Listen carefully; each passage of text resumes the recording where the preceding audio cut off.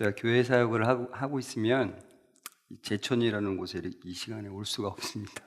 근데 작년까지 교회 사역을 하다가 참 어려운 결정을 제가 했어요. 그래서 1월부터 그 강의로 섬기는 일을 하고 있습니다. 그래서 또 목사님하고 이렇게 연락이 돼가지고 그냥 방문하려고 했는데 또 하라고 하셔서 감사함으로 섰습니다. 파이디온 선교회를 아시는 우리 주일학교 선생님들은 찬양곡을 많이 부르시죠. 그 찬양곡 중에 많은 곡들, 많은 곡은 아니지만 아무튼 제가 많이 작사를 하고 있습니다. 그 다음에 찾아 한번 보세요. 이전까지는 전혀 뭐 작사가가 관심이 없다가도 이제 제 이름을 한번 봤으니까 저 PPT를 한번 띄워주시겠어요? 이제 PPT를 제 이름은 최광희입니다. 주보에 2가지가 나와 있어서 제가 다시 정확하게 말씀드립니다. 최광희니까 혹시 악보를 보시면서 제 이름을 보시면 반갑게 그분이었구나 이렇게 해주시면 좋겠고 기도해 주시면 감사하겠습니다. 오늘 교사들을 위해서 제가 말씀을 드리는데 열심히 하십시오, 아이들 사랑하십시오 이런 말 하러 온 게 아니라 진짜 여러분에게 드리고 싶은 말 하러 왔습니다. 왜냐하면 지금 한국 교회에 전반적으로 지금 이 주일학교 다음 세대 교육이 많이 힘들어지고 있어요. 진짜로. 우리 하늘누림 교회는 이제 좋은 편입니다. 지금 제가 와서 보니까 굉장히 좋은 편인데 그래도 안심할 수 없는 지금 상당한 위기를 겪고 있어요. 그래서 제가 많은 교회들을 보면서 뭐가 문제인가를 생각했고 고민하고 많은 교사들을 만나고 또 성도들을 만나면서 어디서부터 문제인가를 생각해서 제가 오늘 여러분에게 3가지의 말씀을 드릴 겁니다. 근데 교사들만을 위해서만이 아니라 일반 성도님들도 들으시면 저게 나를 위한 이야기구나 이거를 아시게 될 거예요. 꼭 아주 집중해서 들으시면 제가 감사하겠습니다. 제가 PPT를 주로 사용할 건데 저 뒤에 앉아 계시면 조금 안 보일 수가 있을 것 같아요. 그러니까 이따가 안 보이시거든 자연스럽게 일어나서 슬쩍 앞으로 이렇게 중간 앞으로 오시면은 조금 더 잘 보일 것 같습니다. 계속 제가 이걸 사용하거든요. 그러니까 유념하셔서 앞쪽으로 오셔서 보시면 훨씬 더 좋겠습니다. 여러분, 이거 넘어가게 되나요? 네. 뭘 해야 돼요? 켜야 됩니까? 운이 있군요. 네. 켰습니다. 네. 어떤 교수님이 실험을 했습니다. 저기 검은 자켓을 입으신 분들하고 짰어요. 뭘 짰냐면 하얀색이 어디 있습니까? 라고 물으면 오른쪽을 가르치지 않고 이쪽을 가르치기로 약속을 했습니다. 짰어요. 굉장히 집중을 하셔 보시는데 자, 근데 저희 가운데 위에 검은 옷을 입지 않은 저 하얀 블라우스만 입으신 저분은 아무것도 모릅니다. 자, 실험 시작. 하얀색이 어디 있습니까? 자, 그러면 위에 상의에 검은 옷을 입은 분들은 어딜 가리켜요? 네? 네, 검은 쪽을 이렇게 가리킵니다. 그러면 저 가운데 있는 저 여자분, 아무것도 모르는 저분은 어떨까요? 지금 심정이 어떨까요? 미치겠죠. 이게 무슨 상황이지? 나 눈이 잘못됐나? 아무래도 내가 하얀색의 개념을 내가 몰랐나? 이 생각까지 들 수 있을 거예요. 그런데 그래도 분명히 내가 알고 있는 하얀색은 저쪽에 있기 때문에 저쪽을 가리킵니다. 그래서 다시 손 내리세요. 다시 묻습니다. 하얀색은 어디 있습니까? 또 물어요. 그러면 이번에는 검은 옷 입은 분들이 다 이쪽을 가리키면서 한 번씩 이렇게 그 여자분을 째려봅니다. 어떤 표정으로 째려보냐면, 야, 뭐처럼 바보가 여기 같이 들어와 있냐? 저 머저리 아니야? 뭐 하얀색도 모르는 애가 여기 있어. 뭐 이런 참 한심하다는 표정으로 쳐다봤어요. 그러면 이 여자분이 더 미치겠는 겁니다. 나 잘못됐나? 나 이상한가 봐. 내가 잠깐 지금 잘못 보고 있나 봐. 그래서 결국은 같이 어떻게 하게 됩니까? 이렇게 손을 이쪽 방향으로 들더래요. 이 실험 결과 한 65% 정도의 사람들이 3번 이내에, 그러니까 3번 정도 들었을 때 계속 이쪽, 저 검은 자켓 입은 사람들이 이쪽 들면서 점점 강도를 심하게 하는 겁니다. 표정을. 이런 표정으로 하니까 3번 정도 이내 65%의 사람들이 다 이렇게 같이 들더라는 겁니다. 자, 여러분께 묻겠습니다. 이럴 때 나는 주로 어떻게 하는가? 두 분씩 짝을 지어서 머리카락이 기신 분이 먼저 그러니까 이럴 때라는 건 어떤 때예요? 내가 분명히 알고 있는 진리는 이건데 다른 사람들이 다 저거라고 할 때, 그럴 때 나 주로 어떻게 하는가를 잠깐 얘기하시는 거예요. 자, 두 분씩 한번 짝을 지어서 머리카락이 기신 분이 먼저 얘기하는 겁니다. 자, 30초만 드리겠습니다.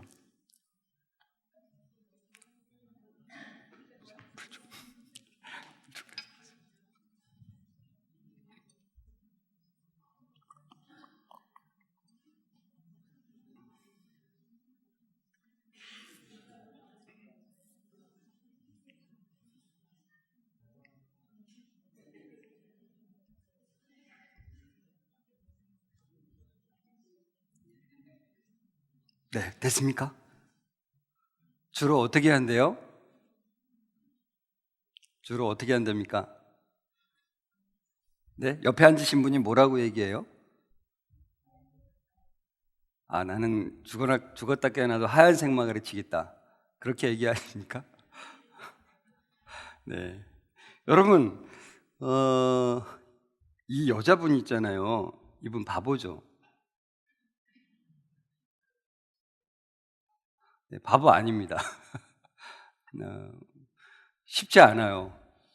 이렇게 객관적으로 볼 때는 쉬운데 다 저 상황에 들어가면은 이게 쉽지가 않은 거예요. 그러니까 누구나 저 상황에 가면은 네, 얘가 좀 잘 안 눌리는데 어디를 보고서 눌러야 됩니까, 이거?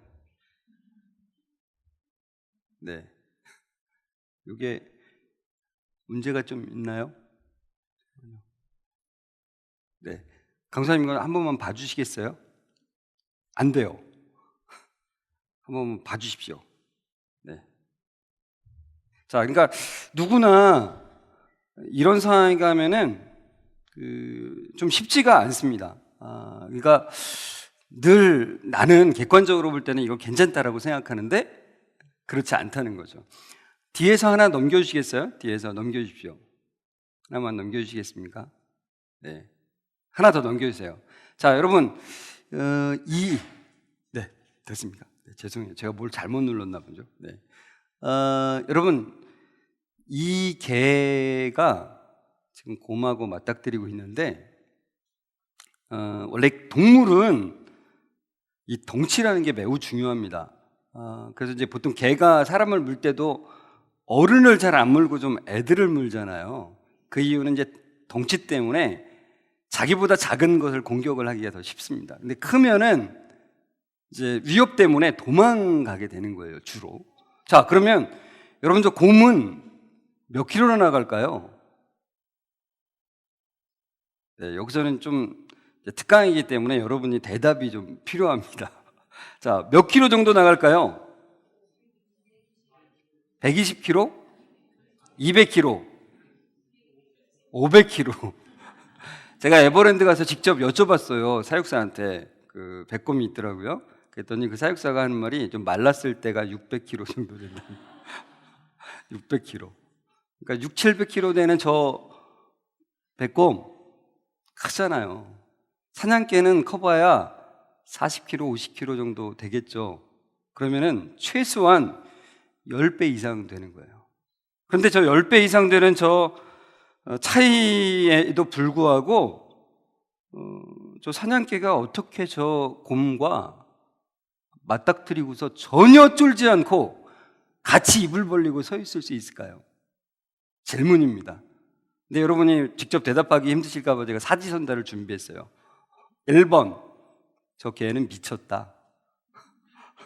2번, 저 개는 하룻강아지라서 범이 아니라 곰이 무서운 줄 모른다. 3번, 저 개는 저 곰을 곰인형이라고 한다. 자, 1, 2, 3번 중에 있습니까? 네, 없습니다. 아니죠. 가끔 가다 제가 이걸 여쭤보면 어떤 분들은 진짜 1, 2, 3번 중에 하나를 택하시는데 전혀 그렇지 않죠. 4번이 정답입니다. 4번이 뭘까요? 그렇죠. 뒤에 주인이 방아쇠에 손을 얹고 이곳을 보고 있다는 것을 믿고 있는 겁니다. 왜 제가 이걸 말씀드리냐면 실제로 사냥개는 어릴 때부터 훈련을 받아요. 어떤 훈련을 받냐면 반드시 자기가 맞닥뜨리고 있는 그 적을 주인이 쓰러뜨려 준다라고 하는 그 믿음을 심어주는 훈련을, 주인이 뒤에 서 있을 때 절대로 앞에 있는 적에게 쫄지 않는 훈련. 그러니까 저 개는 뒤에 주인이 있다는 것, 지금 자기 눈으로 보이지 않아도 뒤에 서 있는 거 알아요. 그래서 그 주인을 신뢰해서 아무리 자기보다 10배나 큰 그 곰이 있어도 절대로 쫄지 않고 그 앞에 서는 거죠. 그래서 제가 저 사진 보면서 제가 회개를 했어요. 하나님, 저 개만도 못합니다. 하나님, 저 개만큼 제가 하나님 신뢰하게 도와주세요. 이렇게 기도했다니까요. 저 개를 보면서 제가 이런 생각을 했습니다. 우리 교사들이 의연한 교사가 됐으면 좋겠다. 저 개처럼. 의연함이라고 하는 거를 제가 사전을 찾아보니까 첫 번째는 의지가 강하고 굳세어서 끄떡이 없다는 거예요. 두 번째는 전과 다름이 없다. 근데 여러분, 우리가 사실 세상 사람들은 우리가 나의 의지와 내 굳셈으로 이 어려움들을 헤쳐나가라고 우리에게 늘 말합니다. 나는 문제 없어, 뭐 이렇게 노래를 만들어가지고 내 의지로 살아가게 하죠. 그러나 실제로 우리가 사실 그 어려움이 있을 때 내 힘으로 이겨낼 수 있는 건 아무것도 없어요. 사실은 아무것도요. 그러니까 우리 크리스천들이 믿는 것은 그것이죠. 하나님이 나와 함께 하시기 때문에, 저 사냥개처럼 주인이 함께 하시기 때문에 내가 어떠한 상황이 있든지 간에 변함없이 그 자리에 굳세게 서 있을 수 있는 거죠. 내 힘으로가 아니라 하나님이 주시는 그 힘으로 여러분이 굳세게 서 있을 수 있었으면 좋겠어요. 여러분의 힘으로는 절대 불가능합니다. 제가 요즘에 좋아하는 노래가 그 은혜 아니면 살아갈 수가 없네라고 하는 노래가 막 늘 마음에 있어요. 한순간도 주님의 은혜가 아니면 살 수가 없는 존재죠. 주님이 우리 눈에 보이지 않지만 우리와 함께 하시다는 것을 확신하고 그분이 함께 하시기 때문에 내가 어떠한 상황이든지 그것을 이겨낼 수 있는 힘이 있다는 것을 본다는 것은 전혀 세상 사람들과는 다른 힘이 거기에 있다는 것입니다. 여러분, 여러분 교사이십니까? 또 아니면 성도이십니까? 그렇다면 의연한 교사가 되십시오. 의연한 성도가 되십시오. 그렇게 의연한 교사가 되셔야만 이 세상에 힘있게 살아갈 수 있죠. 그리고 여러분이 맡고 있는 그 사람들, 그 아이들이 다른 것을 보는 거예요. 여러분, 저는 의연함이라는 말과 굉장히 거리가 먼 사람이었습니다. 우리 이태기 목사님이 저를 찬양 인도하는 모습을 보고서 되게 좋게 얘기해 주셨는데, 저는 사람들 앞에 서는 게 너무나 부끄럽고 막 힘들었던 사람이에요. 그러니까 늘 사람들 앞에서 말하는 게 너무나 어릴 때부터 힘들었어요. 막 소심한 아이였습니다. 의연함이라는 건 전혀 저에게는 없었습니다.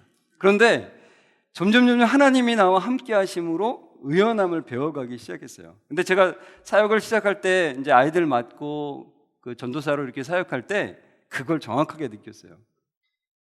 제가 하나님, 보이지 않는 하나님을 의지하고 섰을 때와 의연하게 섰을 때, 신실함으로 하나님을 의지하고 의연하게 섰을 때랑 그렇지 않을 때는 너무나 달라요, 애들이요. 그러니까 제가 의연함으로 설교의 자리에 섰을 때는 저 되게 재밌는 사람 아닌데 아이들이 처음부터 끝까지 한 번도 떠들지 않고 들어요.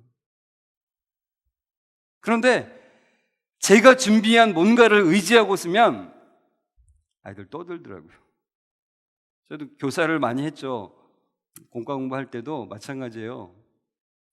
내가 하나님을 의지하고 의연하게 섰을 때, 변함없이 하나님을 의지하면 의연할 수 있어요. 변함없을 수 있어요.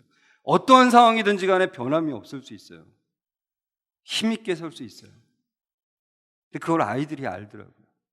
교사할 때든 사역할 때, 전도사로 설교할 때든 아이들이 알더라고요. 여러분, 지금 여러분이 맡고 있는 그 아이들이 모를 거라고 생각하지 마십시오. 반드시 압니다. 저분이 지금 하나님을 의지하고 서 있는지 아니면 자기 힘으로 서 있는지 알아요. 만약에 여러분의 힘으로 서 있다면 아이들은 너나 잘하세요 그러고 자기 일 할 거예요. 그러나 하나님을 의지하고 서 계신다면 아이들이 여러분을 보는 것은 전혀 눈이 달라진다는 것을 꼭 기억하십시오. 그래서 제가 여러분이 의연한 교사가 되기 위해서 좀 세 가지의 말씀을 드리려고 합니다. 첫 번째는 여러분, 복음을 마음에 심으라는 거예요. 물론 지금 여기 있는 분들은 다 복음을 잘 안다라고 생각하겠죠. 그죠? 아까 짝이었던 분에게, 머리카락이 기신 분이 작은 분에게 물어보세요. 복음 잘 아시죠? 이렇게 물어봐 주세요.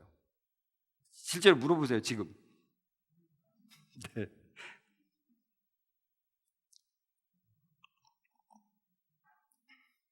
네, 대답도 해주시기 바랍니다. 대답도 해주십시오. 네. 됐습니까? 잘 아신대요? 잘 아시나요? 네. 잘 아시죠? 반응이 없으셔서 제가 정확하게 잘 아시는 분만 고개를 끄덕여 주시기 바랍니다. 네, 굉장히 쑥스럽게 끄덕여 주시는데 그래서 제가 한번 여쭤보겠습니다, 여러분에게. 여러분, 죄인입니까? 머리카락 기신 분이 머리카락 짧은 분에게 물어봐 주세요. 죄인입니까? 이렇게 물어보세요. 대답도 들으시기 바랍니다. 뭐래요? 죄인이라고 합니까? 보통 길거리 나가서 예수 믿지 않는 사람에게 당신 죄인입니다 그러면 뭐라고 반응할까요? 죄 안 졌어, 미쳤냐? 뭐 이러겠죠. 그죠? 근데 대부분의 크리스찬들은, 교회 다니는 분들은 죄인이냐고 물어보면은 죄인이라고 대답합니다. 그죠? 여러분이 말했던 것처럼. 자, 그러면 이제 두 번째 질문으로 넘어가겠습니다. 2번. 십자가 질 만한 큰 죄를 지었나요? 자, 이제 머리카락 기신 분이 다시 한번 여쭤보는 겁니다. 짧은 분에게 물어보세요.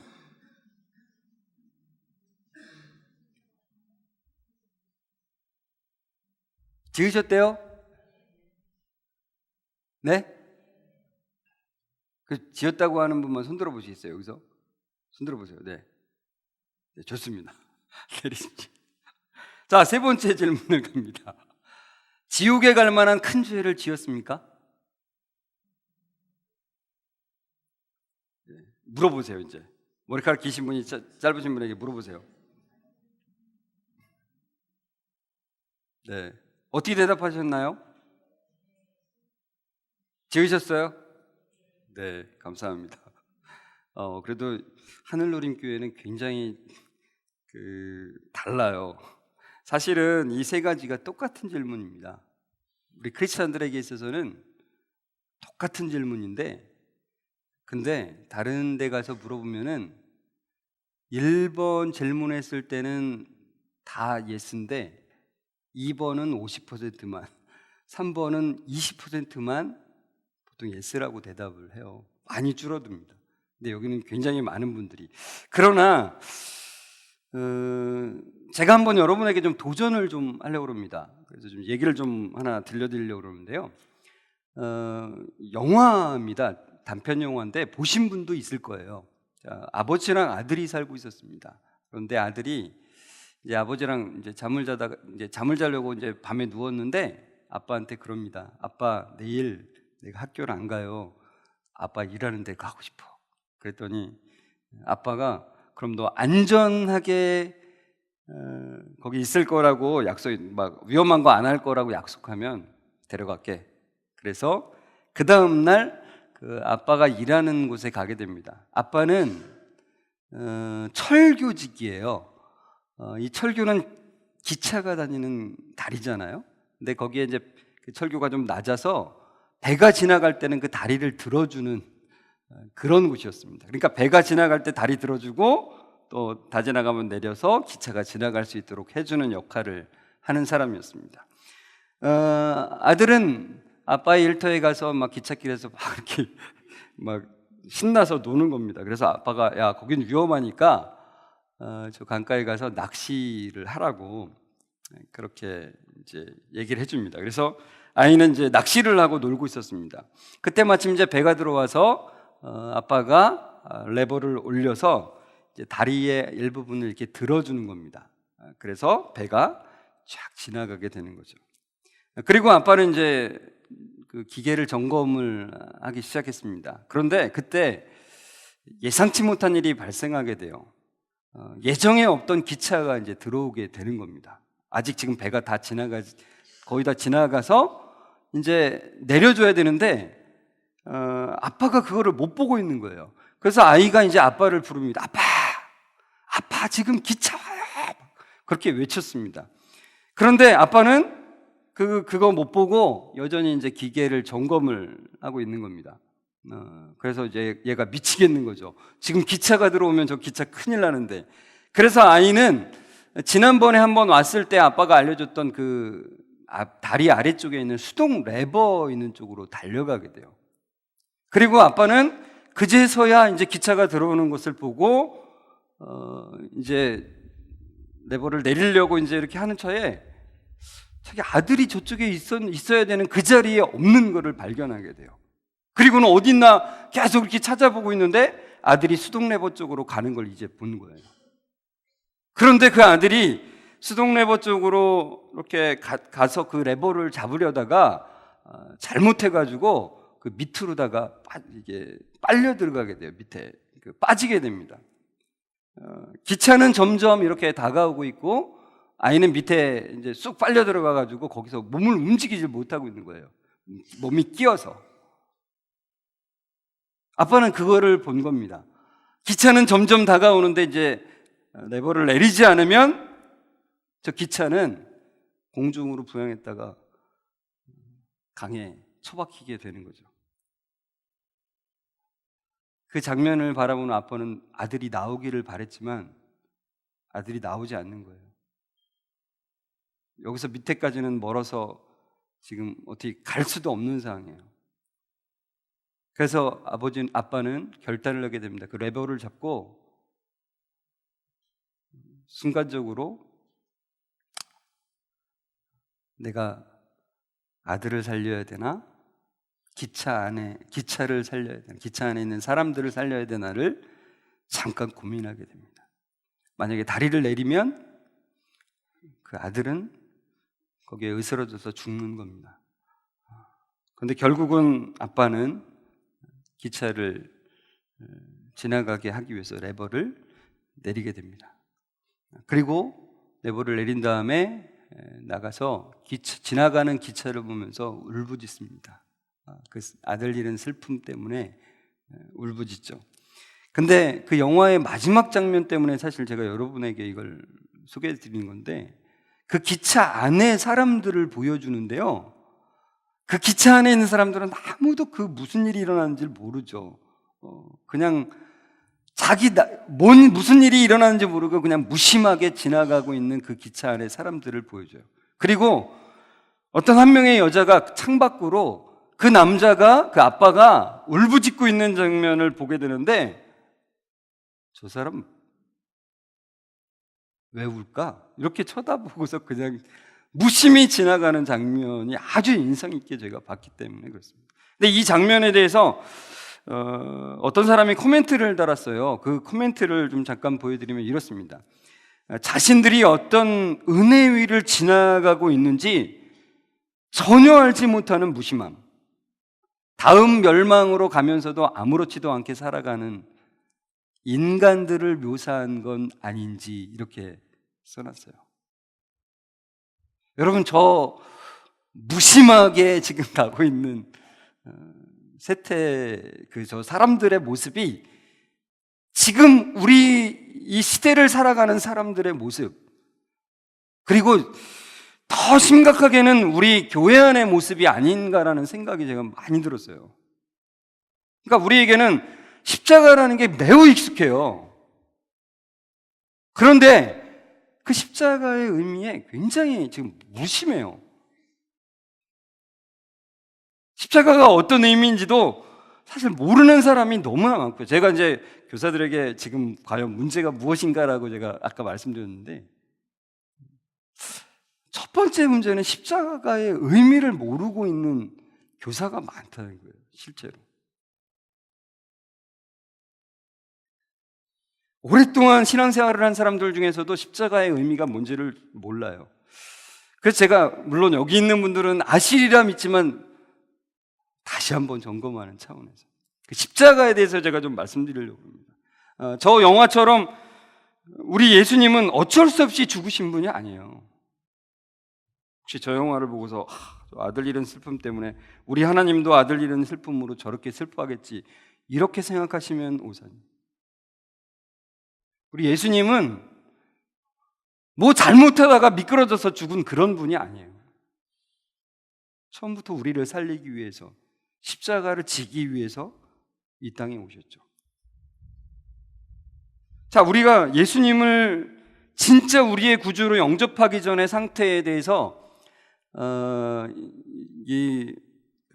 해주는 말씀인데, 로마서 5장 8절에서 10절이 있습니다. 같이 좀 읽어볼까요? 보이시나요? 네, 읽겠습니다. 시작. 그런데 그리스도께서는 우리가 아직 죄인 되었을 때 우리를 위해 죽으셨습니다. 이것으로써 하나님께서는 우리를 향한 그분의 사랑을 나타내셨습니다. 그러므로 우리는 그리스도의 피로 말미암아 의롭다함을 얻었으므로 우리가 그리스도를 통해 하나님의 진노로부터 구원을 받을 것은 더욱 확실합니다. 우리가 하나님과 원수되었을 때에도 그리스도의 죽음을 통해 하나님과 화해하게 되었다면, 이렇게 하나님과 화목을 누리고 있는 사람들이 그분의 생명으로 말미암아 구원을 받게 될 것은 더욱 확실합니다. 자, 여러분, 여기에 보면 제가 빨간색으로 좀 장치를 해놨어요. 죄인, 하나님의 진노, 하나님의 원수. 그러니까 우리가 예수님을 온전히 우리의 마음의 구주로 모셔드리기 전에 우리의 상태는 죄인이었는데, 그 죄인이라는 건 뭐냐면 하나님의 진노를 받는 상태. 왜요? 하나님과 원수 되었기 때문이래요. 이거를 조금 더 제가 잘 설명드리자면, 여러분, 당신은 사랑받기 위해 태어난 사람, 이 노래 잘 아시죠? 저기 반응을 보여주셔야 제가 다음으로 넘어갑니다. 잘 아시죠? 네. 혹시 이 노래 듣고서 눈물을 흘려보신 적 있습니까? 제가 아는 예전에 이제 이 노래가 처음 나왔을 때 제가 청소년들에게 이 노래를 불러줬는데, 워낙 부모님들한테 사랑을 못 받았던 아이들은 이 노래 들으면 눈물을 막 흘려요. 근데 제가 나중에 이제 논문을 쓰면서 언약과 복음에 대해서 많은 연구를 하면서 제가 내린 결론이 있어요. 사실 우리는 사랑받기 위해 태어나지 않았어요. 그래서 그 노래는 이렇게 바꿔 불러야 됩니다. 당신은 진노받기 위해 태어난 사람. 굉장히 열받지 않습니까? 진노받기 위해 태어난 사람이라는 게 사실 성경이 우리에게 하는 말이에요. 이 말이. 그러니까 우리가 태어날 때 죄인으로 태어났어요. 그리고 죄인으로 살았어요. 하나님의 진노 가운데서 태어났고 진노 중에 살아왔어요. 그 이유는 하나님과 원수가 됐기 때문이에요. 도대체 어떤 원수인가? 좀 그걸 제대로 알아야만 사실 십자가를 알기 때문에 제가 좀 말씀을 좀 드리겠습니다. 여러분, 조선 시대에는 이런 뭐 형벌 제도가 있습니다. 곤장이라든가, 그다음에 여기는 오른쪽엔 귀양 보내는 거예요. 곤장을 제가 막 찾아보니까 그 뭐 도둑질했을 때 그 도둑질한 물품에 따라서 뭐 어떤 뭐 아주 경한 것은 뭐 가벼운 죄는 뭐 곤장 3대, 조금 많으면 5대, 어떤 경우는 뭐 30대 1까지 막 이렇게 곤장을 칩니다. 근데 곤장 치는 게 장난 아니에요. 민속촌 같은 데 가면은 곤장을 체험할 수가 있어요. 나중에 가서 체험 한번 해보십시오. 얼마나 아픈지. 제대로 때리면은 정말 이게 쉽지가 않죠. 너무나 힘들죠. 그리고 왕의 명령을 어기거나 뭐 그랬을 때는 이렇게 귀양을 가기도 합니다. 그러니까 나름대로의 그 죄에 따라서 그 형벌이 내려지게 되죠. 여러분도 잘 아시죠, 이건. 제가 설명을 자세히 드리지 않아도 잘 알 것입니다. 자, 그렇다면 세종대왕 시대의 이 반자에게는 어떤 형벌이 내릴지 한번 여러분이 잘 생각해 보시기 바랍니다. 제가 잠깐 얘기를 해드릴게요. 세종대왕은 자비의 왕입니다. 한글을 만든 게, 여러분, 우리는 세종대왕 한글도 만들고 참 좋은 왕이야, 이렇게 쉽게 생각할 수 있는데 한글 만든 게 그렇게 쉬운 일은 아닙니다. 왜냐하면 기득권층에 엄청난 반대가 있었습니다. 사실 그 역사의 기록에 보면 장난이 아니었어요. 왜냐하면 기득권층은 문자를 어렵게 만들어서 자기들만 문자를 알아야만 그 기득권이 계속 유지가 되는 거거든요. 그리고 저 천한 것들한테 글을 알려줘? 그건 말이 안 되는 거예요, 그들에게.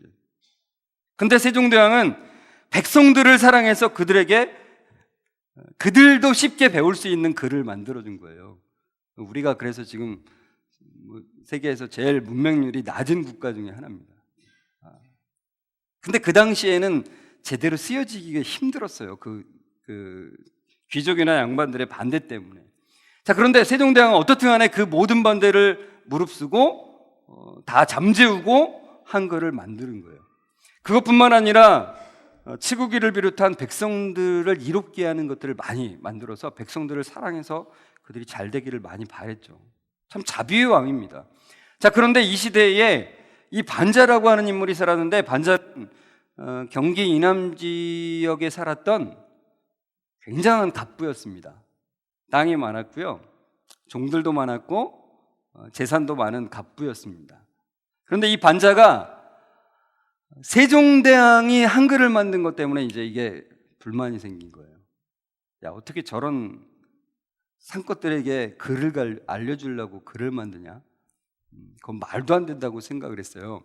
그래서 반자가 나는 이제 세종대왕의 통치를 받지 않고 내 나라를 세우겠다고 합니다. 그래서 그 나라 이름을 반자국이라고 하고요, 그리고 자기의 땅의 그 경계 부분에다가 깃발을 꽂게 됩니다. 뭐가 쓰여진 깃발이요? 반자국이라고 쓰여진 깃발을 꽂게 됩니다. 자, 그랬더니 그 지역을 관할하던 사또가 이 소식을 듣고서 얼마나 놀랬겠어요. 지금 무슨 일인지 아시겠습니까? 이 지금 반자가 한 일이 무슨 일인지 아시겠어요? 반역이에요, 사실. 그래서 사또가 너무 놀래가지고 가가지고, 당신 지금 제정신이냐고, 당신 지금 큰일 나, 당신 죽을지 몰라, 이랬어요. 그랬더니 야, 죽는 건 너야, 너 조심해, 이랬어요. 그래서 거기서 시비가 붙어가지고 반자의 부하들과 사또의 병졸들이 같이 거기서 싸움이 붙은 겁니다. 그런데 반자의 부하가 워낙 많아가지고 사또랑 사또의 부하들을 싹 죽였습니다. 자, 이 사건이 이제 세종대왕에게 보고가 됩니다. 자, 세종대왕은 이제 어떤 조치를 내릴까요? 역사 물을 잘 안 보시나요? 네. 반응을 보여주셔야 제가 다음으로 갑니다. 네. 어떻게 할까요? 반자를 죽여야 되겠죠. 그죠? 이제 사령관을 세워서 가장 최정예 부대를 보내게 됩니다. 왜냐면 반자의 부하들이 워낙 많으니까 최정예 부대를 보내서 이제 쓸어버리라고 하죠. 그런데 세종대왕이 이제 그 사령관에게 명령을 하는 거예요. 무슨 명령이냐면 다 쓸어버리되 반자는 반드시 생포해서 데려와라. 그래서 사령관이 가서 다 쓸어버리고 반자를 생포해서 포박해서 밧줄로 묶어서 세종대왕의 앞에 무릎을 꿇리게 됩니다. 자, 여러분, 이 세종대왕에 붙잡혀온 이 반자에게 세종대왕은 어떻게 해야 할까요? 이건 여러분에게 좀 제가 여쭤보겠습니다. 역시 머리카락이 기신 분이 짧은 분에게 물어보세요. 야, 반자한테 어떻게 할까? 이렇게 물어봐 주세요. 진짜로 물어보세요.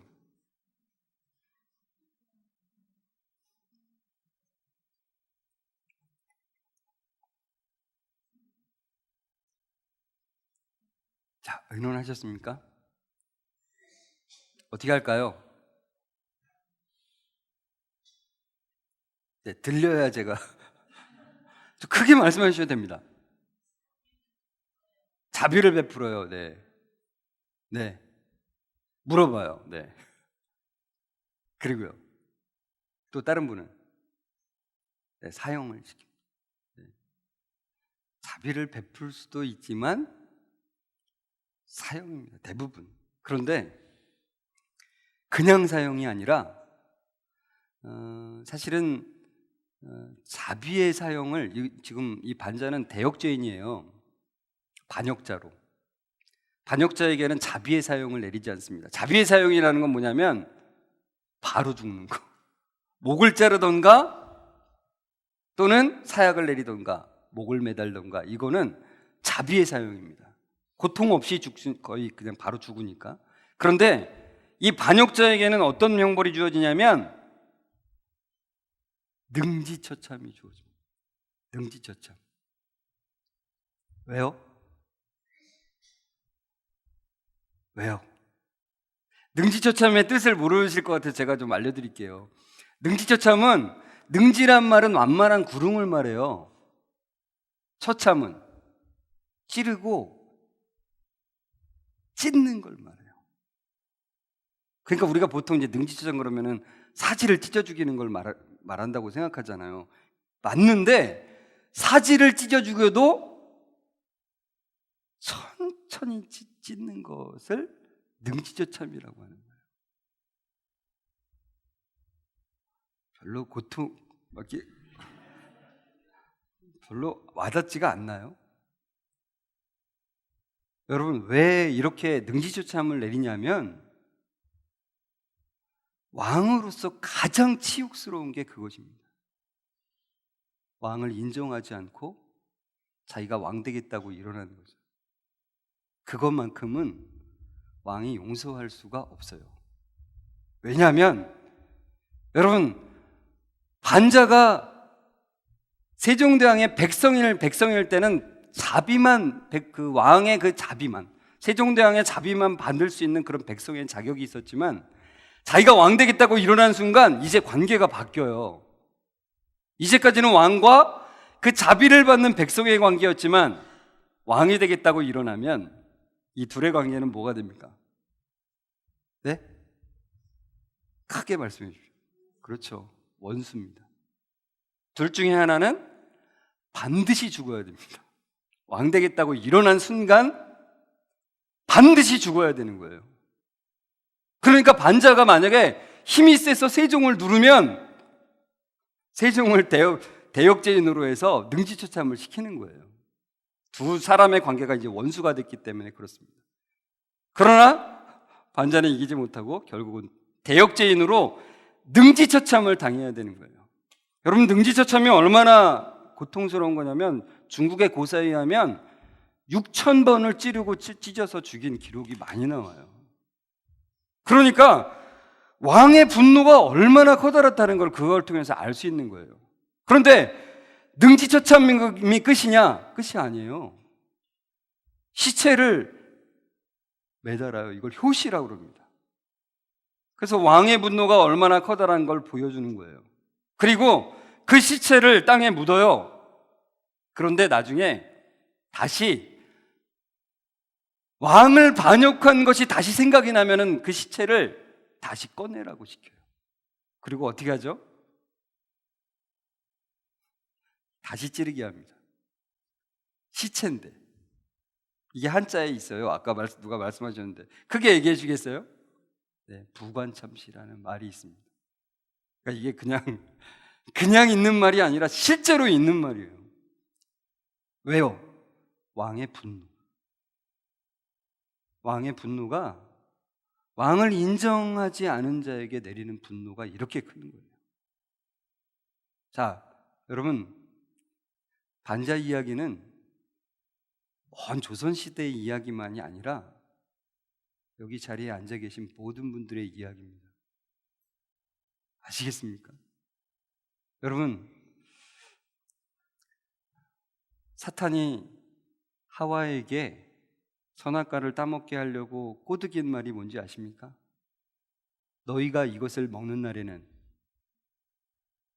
너희가 뭐와 같이 된다고요? 하나님과 같이 돼요. 선악을 분별할 줄을 하나님이 아십니다. 근데 하와는 따먹었어요.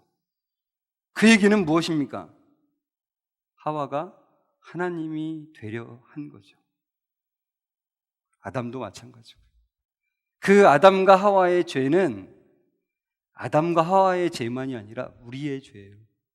여러분, 여기 앉아있는 분들 중에 나는 내가 하나님처럼 되려고 한 적 한 번도 없어요 라고 대답할 수는 있겠죠.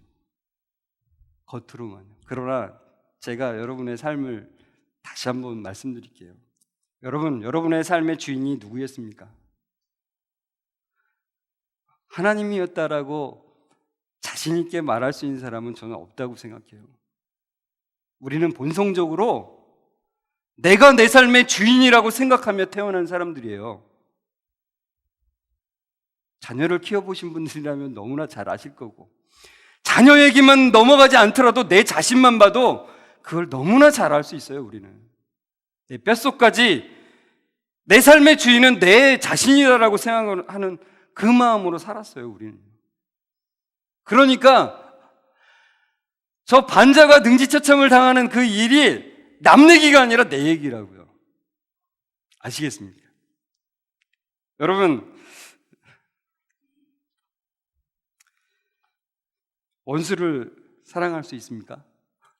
그 머리카락 기신 분이 짧으신 분에게 계속 물어보세요. 자, 이번에 뭐라고 물어보냐면 원수를 사랑할 수 있겠어요? 이렇게 물어봐 주세요. 네.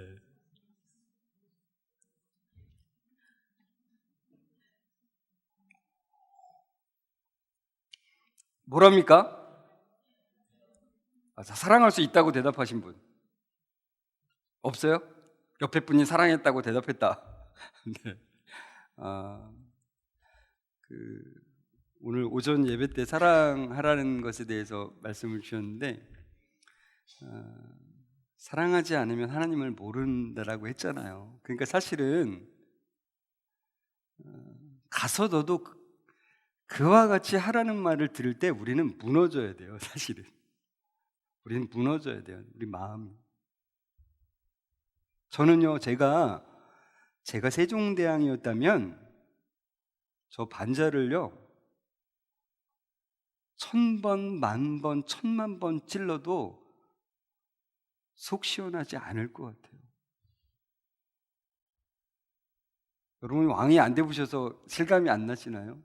근데 왕이 됐다고 생각해 보니까 그 왕의 권위를 부정한 그 사람에 대해서 그 원수를 절대로 용서할 수 없을 것 같아요. 그런데 우리에게 한 일이 그거라고요. 하나님께 한 일이. 하나님 필요 없다고 우리가 선언하고 내가 왕이 되어서 내가 하나님이 되어서 살은 그 원수에게 하나님은 사랑을 베푸셨다는 거예요. 우리는 도저히 할 수 없는 그것을 하나님은 하신 거라니까요. 그러니까 놀라운 거죠. 여러분, 이 말씀에서 우리에게 그렇게 보여주고 있어요. 하나님은 우리가 아직 죄인이었을 때에 우리를 위해서 죽으실 그 예수님을 보내셨다. 그 예수님이 그러셨어요. 우리가 아직 원수였을 때 우리를 위해서 죽으셨대요. 놀라운 거죠. 그러니까 예수님의 그 죽으심으로 인해서 우리가 진노로부터 건짐을 받은 거고, 원수가 된 관계에서 우리가 화해함을 입었대요. 우리가 원수일 때 그 일이 시작됐다고요. 저 같으면 1000번, 1000번 찔러도 시원치 않은 그 죄인을, 그 원수를 하나님은 사랑해서 그 사랑의 길을 열어주신 거예요. 근데 그 예수님의 그 사랑이 우리에게 적용되기 전까지는 우린 여전히 능지처참의 상태라는 것을 알아야 된다고요. 여러분, 요한복음 19장 18절에 이런 말씀이 있습니다. 예수님 옆에 두 강도에 대한 얘기가 나오는데, 예수님 옆에 두 강도는 사복음서에 다 나옵니다. 제가 좀 여기서 얘기를 해야 돼요. 좀 더 가깝게. 사복음서에 다 나오는 얘기예요. 그런데 요한복음만 독특하게 이 예수님 옆에 달린 이 두 사람에 대해서 다른 복음서는 다 강도 아니면 행악자라고 말하는데 이 요한복음만 사람이라 그래요. 이건 그냥 우연히 쓴 말이 아니에요. 요한이 이 성경을 쓰면서, 복음서를 쓰면서 성령의 감동하심을 받아서 예수님 옆에 달린 저 두 사람은 모든 사람을 대표한다는 것을 지금 표현하고 있는 거예요. 그러니까 우리 모든 사람은 지금 십자가에 달려있는 거예요. 사실은 예수님을 온전히 내가 영접하기 전까지는 우리는 다 십자가에 달린 존재라는 걸 알아야 된다는 거예요. 지금 예수님 없이는 우리가 능지처참 상태라는 것을 알아야 된다는 거예요. 지금 저 십자가가 능지처참이거든요. 보세요. 최대한의 고통을 줘서 죽게 하잖아요. 그 능지처참 상태인 거예요. 그러니까 인간은 그렇죠. 저 물고기가 물을 떠나면서 나 물 싫어. 자기의 생명의 근원인지도 모르고 물 싫어. 나 내 마음대로 살 거야. 그러고서는 물구나무 서고 3단 높이뛰기 하면서 야, 나 멋있지. 막 이러는 거예요. 그런데 자기는 다시는 그 생명의 근원으로 갈 수 없다는 것을 모른 채 저러고 놀고 있는 거죠, 사실. 그러나 지금 저 물고기는 만약에 지금 튀어나왔다면 쟤 살은 걸까요? 죽은 걸까요? 네, 이번에는 머리카락이 짧으신 분이 계신 분한테 물어보세요. 쟤 살았어? 죽었어? 이렇게 물어봐 주세요.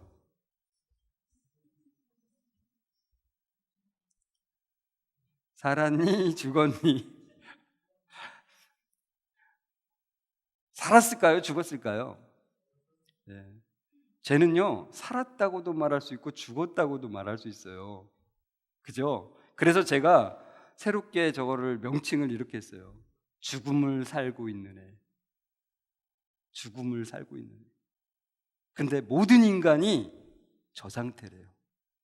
죽음을 살고 있는 거예요. 그러니까 우리가 알고 있는 이 목숨이 끊어지는 게 사실 죽는 게 아니라 성경이 말하는 진짜 죽음은 하나님과 분리되는 게 진짜 죽음이래요. 그러니까 제가 지금 죽음을 살고 있는 거예요. 그러니까 예수님을 온전히 믿기 그 전까지는 다 죽음을 살고 있는 거예요. 죽음. 그렇죠. 자, 여러분 마태복음에 가면은 마태복음 27장에 이런 말씀이 있어요. 함께 십자가에 못 박힌 강도들도 이와 같이 욕하더라. 그 양쪽에 있는 두 명에 대해서 강도들이라고 말하는데 복수를 썼어요. 그 실제로 헬라어에서 단수를 쓴 게 아니라 복수형을 쓰고 있어요. 그 얘기는 무슨 말이냐면 원래 예수님 옆에 달려있던 이 두 명은 둘 다 똑같이 예수님을 욕하고 있었어요. 저 나오잖아요. 제 얘기가 아니라 제가 추측한 게 아니라 성경 말씀이 말하고 있어요. 둘 다 분명히 예수님을 욕했어요. 그런데 누가복음에 가면 다른 양상이 나타나요. 달린 행악자 중 하나는 비방하여 이르되 뭐라 그럽니까? 내가 그리스도가 아니냐, 너와 우리를 구원하라. 여러분, 제가 아까 이 두 명이 모든 사람의 대표라고 얘기했다 그랬잖아요. 그러니까 참 희한하게 저 두 명이 진짜 이 두 부류의 예수님을 온전히 믿는 사람과 믿지 않는 사람의 두 부류의 말을 아주 정확하게 대변을 하고 있어요. 근데 그 첫 번째 사람, 어느 쪽인지는 모르겠어요. 근데 그 한쪽 사람이 이렇게 말하는 거예요. 내가 그리스도가 아니야. 너 그리스도라며. 구원자라며. 너랑 우리를 좀 구원해봐. 그럼 내가 믿을게. 많은 사람이 이러지 않습니까? 보여줘봐, 믿을게. 보여줘봐, 믿을게. 그러잖아요. 그런데 이 말을 들었던 맞은편에 있던 사람이 원래 둘 다 욕했다 그랬잖아요. 근데 그 사람이 어떻게 바뀐지 모르겠지만 이렇게 얘기를 해요. 그 하나는 그 사람을 꾸짖어 이르되 내가 동일한 정죄를 받고서도 하나님을 두려워하지 아니하느냐. 제가 붉은 글씨로 써놓은 부분을 잘 보십시오. 우리는 우리가 행한 일에 상당한 봉을 받는 것이니 이에 당연하거니와.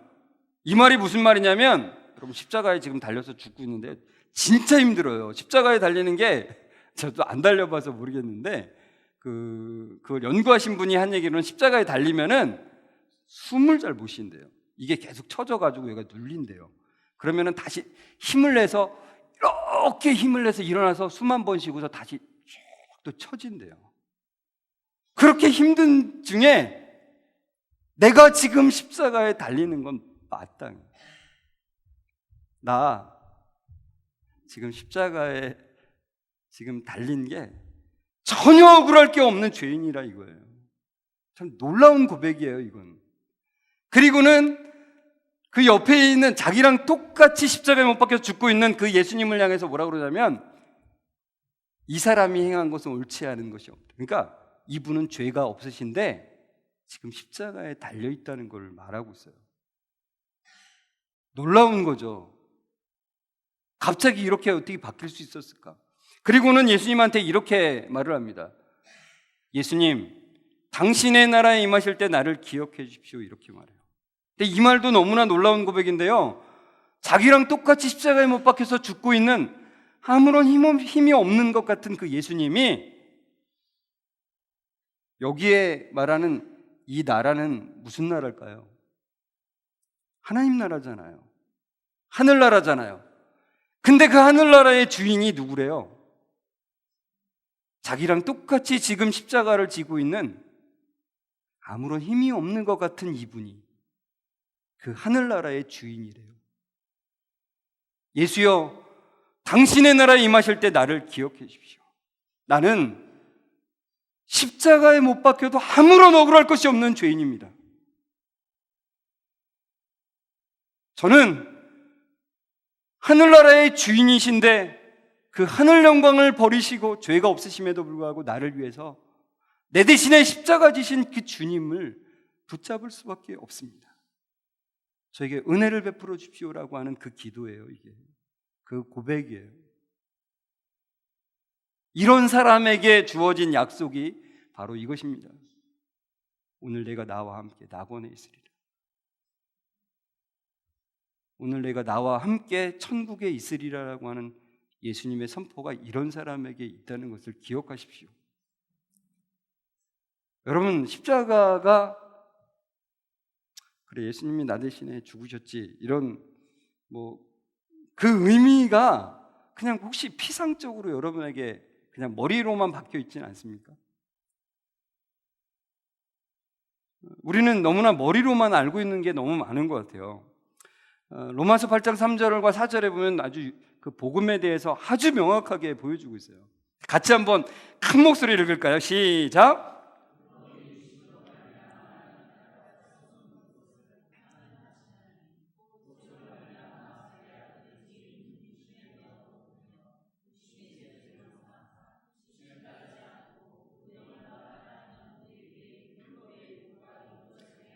네. 여러분 여기 보면은 진짜 복음을 다 정리해놨어요. 핵심적인 복음. 여러분 우리는 율법을 통해서는 구원받을 수가 없어요. 왜요? 인간은 이미 부패했기 때문에, 죄성으로 가득 차기 때문에 우리는 율법을 하나라도 지킬 수가 없어요. 그러니까 우리가 천국문에 가서 예수님 제가 교사로 많이 섬겼습니다. 예수님 제가 장로로 섬겼습니다. 예수님 제가 집사로 많은 일 했어요. 이거 내세우는 사람은 아무도 천국에 갈 수가 없어요. 예수님 저 많이 헌금했고요, 많은 일 했고 많이 전도했어요. 이거 아무 소용이 없어요. 우리는 그 율법을 지켜서는 절대 하늘나라에 들어갈 수가 없어요. 그 말이에요. 율법이 육신으로 말미암아 연약하여 할 수 없다고. 우리는 율법을 지켜서 제1계명부터 만약에 딱 10계명에 제1계명부터 딱 들어가면 그냥 거기서 당장 다 무너져요. 너는 나 외에 다른 신을 내게 두지 말라. 이 계명 첫 계명부터 이웃을 사랑하라까지 갈 필요도 없어요. 우리 마음속에는 하나님 외에 섬기고 있는 신이 너무나 많기 때문에 나는 다 1계명부터 지켰어요. 그냥 무너지는 겁니다. 인간은 할 수 없어요. 인간은 하나님을 알아볼 수도 없어요. 무엇이 진짜 진리인지도 알아볼 수 없어요. 그래서 능지처참 당해야 되는 그 죄인들을 향해서 뭐래요?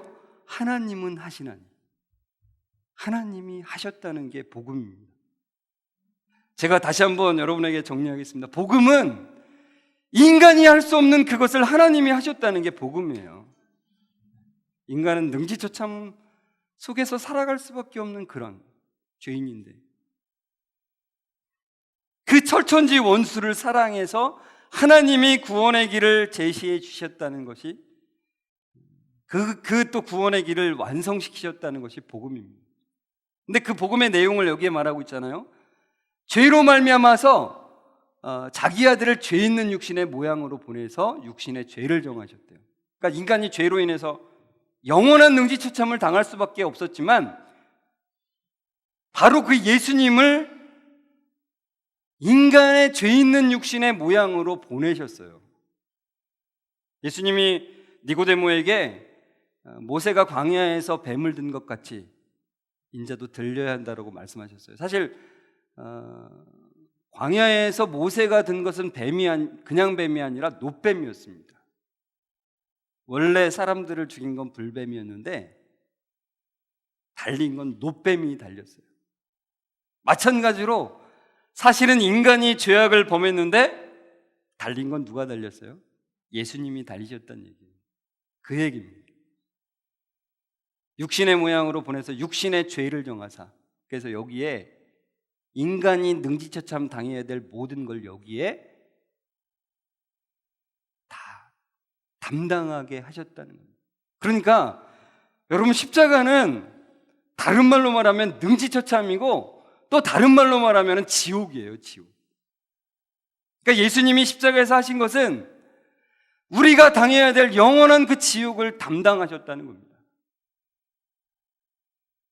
근데 내가 능지처참 당해야 되는 죄인이라는 것이 인정이 안 되면 예수님과 나는 상관이 없는 사람이다. 그러니까 제가 여기 있는 분들이 많이 저는 지옥 갈 죄를 지었어요, 이렇게 아까 말씀을 하셨지만 그게 무슨 죄인지를 진짜 머리로만 알고 있다면 그거는 관련이 없는 거예요. 제가 신방을 하면서 많은 분들과 이거 가지고 막 3시간, 4시간씩 얘기하고 막 했는데 30년, 40년, 50년 신앙생활하는 분도 자기가 능지처참 당해야 되는 이유를 잘 몰라요. 자기가 지옥 갈 죄가 뭔지를 잘 몰라요. 그래서 제가 너무 안타까웠어요. 예수님, 저는 지옥 갈 죄를 분명히 지었습니다. 나의 왕이신 하나님을 거부하고 내가 왕이 되어 살았어요. 반역을 저지르고 내 삶의 주인이 난 줄 알고 살았습니다. 그래서 저는 지옥에 가도 마땅한 죄인입니다. 그러나 나 대신에 그 능지처참 지옥을 대신하신 예수님이 계시기 때문에 제가 예수님을 붙잡을 수밖에 없습니다라고 하는 그 고백이 머리로가 아니라 내 마음 깊은 곳에서부터 일어나지 않으면 예수님과는 관계가 없다는 거예요. 이걸 꼭 기억하셔야 됩니다. 여러분 이지선 씨를 잘 아시죠? 유명하니까. 제가 얼마 전에 이지선 씨가 쓴 이 지선아 사랑해라는 책을 좀 읽었어요. 다 읽은 건 아니고 부분적으로 읽다가 화상의 고통에 대한 그 치료 부분에 대한 글을 읽었어요. 제가 그 부분을 잠깐 읽어드릴게요. 말로는 이렇게 몇 마디의 설명으로 끝나지만 피부에 55%가 없었던 그 당시 제가 느꼈던 고통은 그 뒤로도 오랫동안 눈물 없이는 떠올릴 수 없는, 생각만으로도 모든 세포가 벌벌 떨리는 그런 기억입니다. 그곳은 정말 생지옥이었습니다. 어이없게 다친 사람들이 어른아이 할 것 없이 비명을 지릅니다.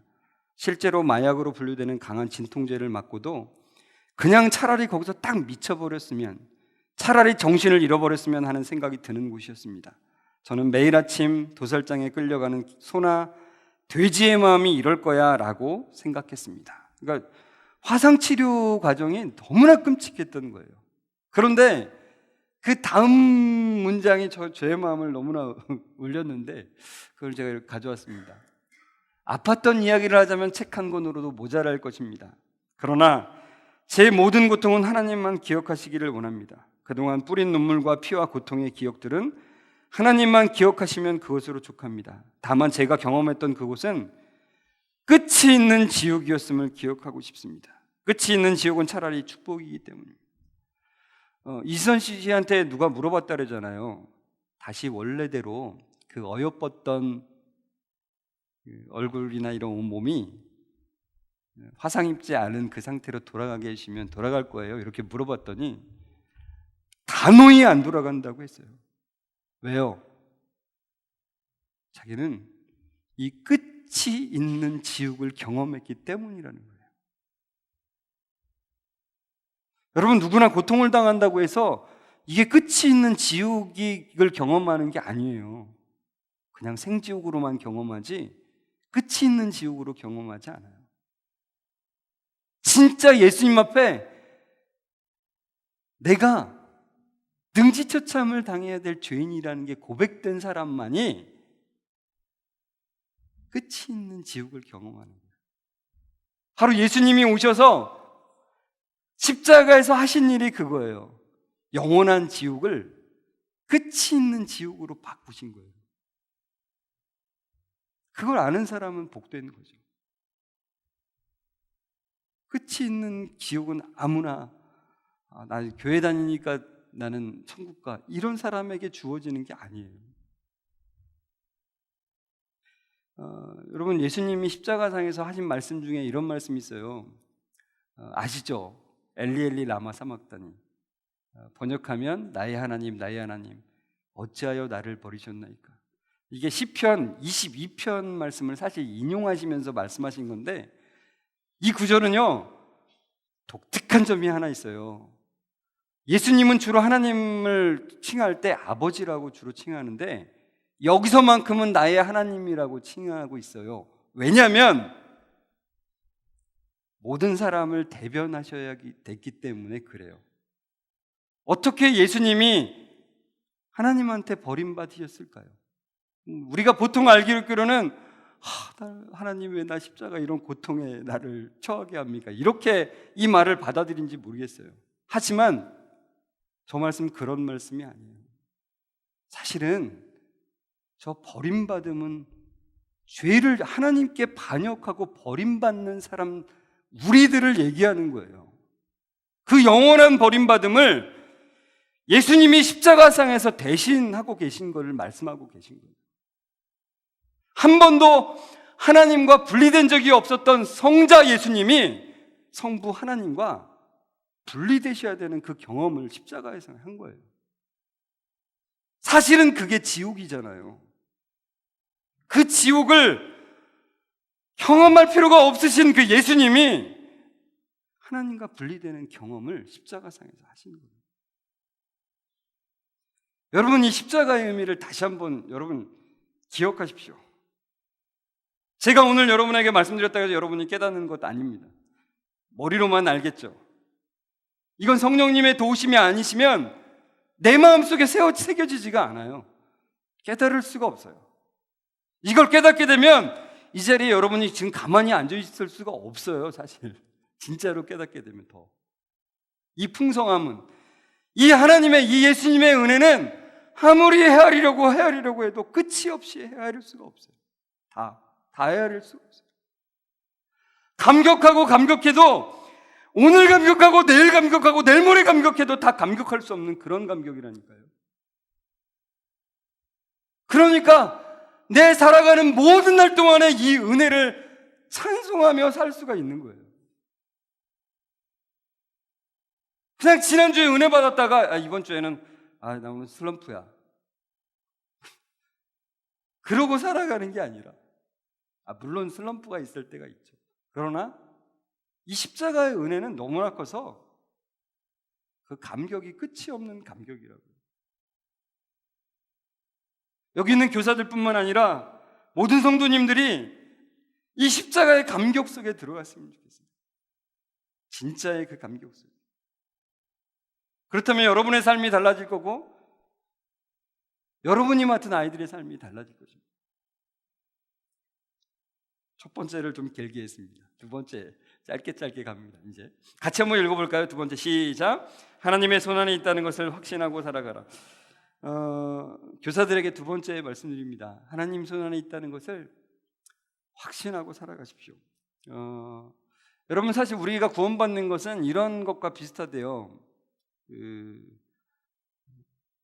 조각가가 지나가다가 불타는 하나의 나무를 보고는 너무나 자기가 찾던 나무여서 그 나무를 끄집어내는 거예요. 불을 껐어요. 조각가가 보기 좋다 이러고 있을까요? 아니죠. 이제부터 조각을 시작해야 되잖아요. 조각할 나무를 지금 찾은 거잖아요. 그래서 그때부터 수검댕이를 걷어내고 깎아가기 시작한다는 거죠. 제가 멋있는 작품을 좀 가져오면 좋겠지만 찾다가 비행기가 나무로 깎아 만들었대요. 이런 조각품을 깎아 만들어 가는 거죠. 마찬가지로 하나님께서도 우리를 그 지옥에서 건지셨으면 이제 조각작품으로 우리를 만들어 가신다는 거예요. 그 말씀이 바로 빌립보서 1장 6절에 있습니다. 같이 읽어볼까요? 크게 시작. 너희 안에서 착한 일을 시작하신 이가 그리스도 예수의 날까지 이루실 줄을 우리는 확신하노라. 우리 안에서 그 착한 일을 시작하신 이가 그것을 이루어 가시는 거예요. 근데 여러분, 우리는 늘 잘 되는 것과 편안한 것에 관심을 가져요. 우리는 이게 내가 주인이긴 삶이 내 뼛속까지 스며들어 있어서 그래요. 안 그렇습니까? 혹시 저만 그런 거 아니죠? 머리카락 기신 분이 조금만 물어보세요. 저런 거에 관심 있지? 이렇게 물어보세요. 자, 실제로 물어보세요. 네, 물어보나 마나 아니겠습니까? 그렇죠. 고개라도 끄덕여 주십시오. 그렇죠. 네, 물어보나 마나입니다. 인간은요, 그것에 관심이 많아요. 본성적으로 그렇습니다. 내가 주인인 것에 익숙해져 있어요. 그러나 하나님의 관심, 하나님의 포인트는 전혀 다르다니까요. 하나님은 하늘 백성답게 변화되는 것에 관심이 있다니까요. 여러분이 교사 잘나서 교사로 세워진 게 아니에요. 교사로 세워져서 아이들에게 엄청난 거 주라고 세워진 게 아니에요. 교사를 하시면서 변화되시라고. 굉장한 축복입니다. 저도 마찬가지예요. 제가 잘나서 여기 있지 않습니다. 제가 이걸 준비하면서 하나님이 저에게 주신 그 은혜와 그 변화는 좀 이루 말할 수가 없습니다. 변화시켜 가시는 겁니다. 여러분, 교사를, 그리고 보통 막 교사는 3D 업종이에요. 그죠? 3D가 뭔지 아세요? 더럽고 위험하고 어려운 3D. 그래서 교회마다 다 교사 구하기 매우 어렵대요. 우리 아까도 오전 예배 때 막 교사 지원해 주세요 막 그랬잖아요. 근데 그 교사는 우선 담임 교사부터 시작할 필요가 없어요. 아이들 맞아주고 안아주는 것만 먼저 해도 되고요. 또는 자기가 잘할 수 있는 거, 만들기 할 때 나는 도와주는 교사가 될 수도 있고, 그다음에 무슨 레크레이션 할 때 도와주는 교사, 또 아이들 일손이 필요할 때 도와주는 교사. 저는 이 하늘 누림교회의 모든 성도님들이 교사가 됐으면 좋겠어요. 할 수 있죠. 자기가 맡은 부분에서만. 저는 한 달에 한 번만 가서 재정 정리를 해주는 교사가 되겠습니다라든지, 한 달에 한 번만 가서 아이들 오는 아이들에게 이벤트를 해주는 교사가 되겠습니다 해도 돼요. 그거는 마음이 없어서 못하는 거지, 마음만 먹으면, 하나님의 은혜를 구하며 마음만 먹으면 어느 것이든지 할 수 있어요. 여러분에게 주어진 은사가 다 있기 때문에 그렇습니다. 나는 은사 없는데 그렇게 생각하지 마십시오. 하나님은 결코 그렇지 않습니다. 여러분을 안에서 변화시켜 가시고 계시거든요. 여러분에게 주신 게 많아요. 하십시오. 그 일을 통해서 여러분이 또 변화되어 가는 거예요. 놀라운 복이지 않습니까? 그래서 지금 이제 두 분이 서로 진짜 얘기하십시오. 뭐 하실 거예요? 이렇게 물어보세요. 자, 지금 물어보세요. 뭐 하실 거예요?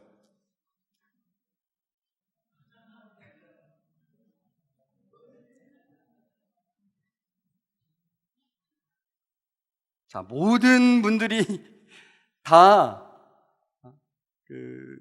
교육부서의 하나 이상은 다 맡아주십시오. 할 수 있어요. 안 그러면 교회의 미래가 없습니다. 지금 다음 세대들이 다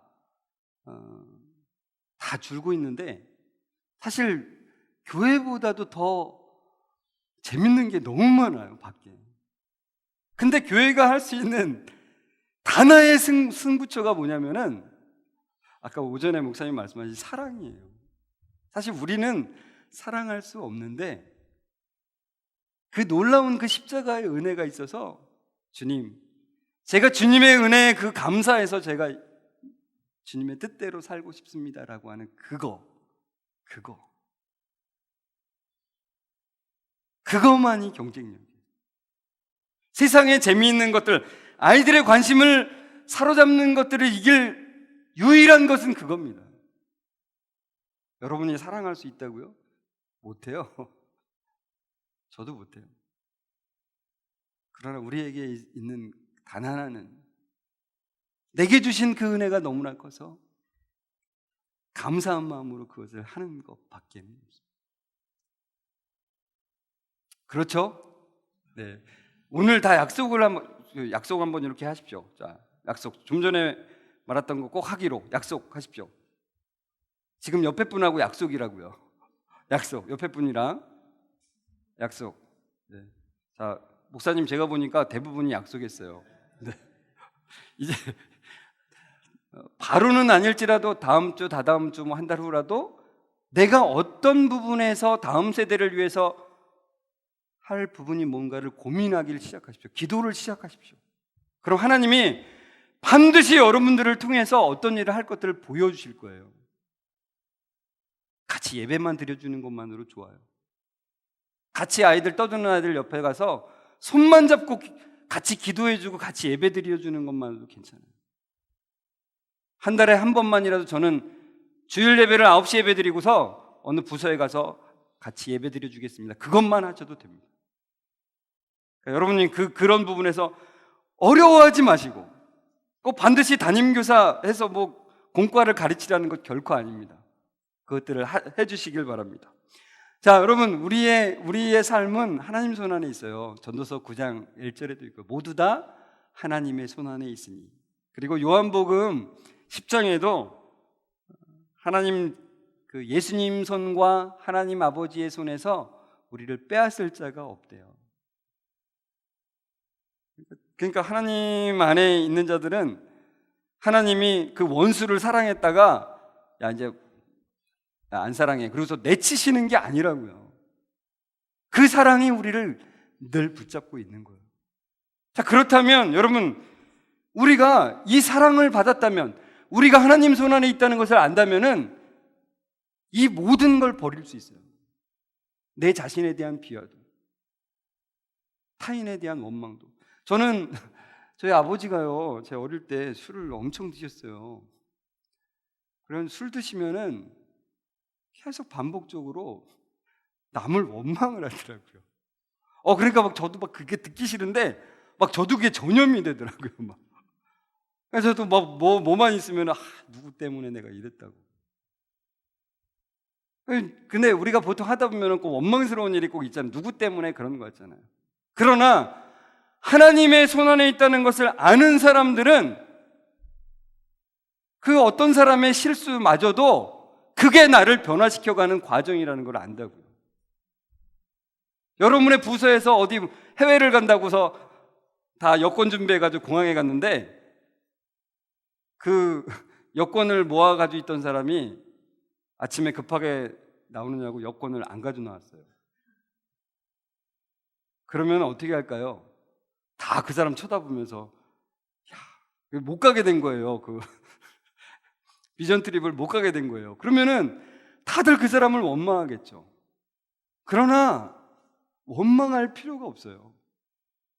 그때 우리는 하나님의 손 안에 있다는 것을 알고 다시 한번 깨닫고, 물론 당혹스럽죠. 얼마나 미치겠어요. 지금 다 준비해가지고 왔는데, 비전 트립 가가지고 할 프로그램도 다 준비해가지고 왔는데 못 가게 된 거예요. 캔슬. 그러나 그때부터 하나님의 새로운 변화의 손길이 우리를 통해서 이루어진다니까요. 그러니까 원망할 필요가 없어요. 누구 때문에 이런 일이 일어났다고 생각이 들잖아요? 들게 돼요. 그죠? 그런 일 많아요.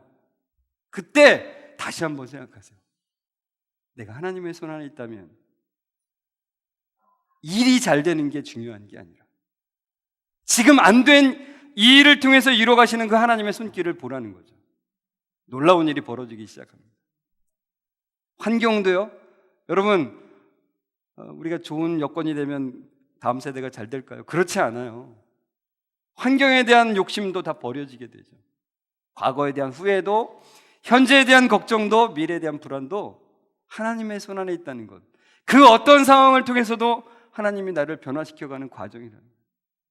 사실은 여러분, 우리가 살다 보면은 이해하지 못할 일이 참 많아요.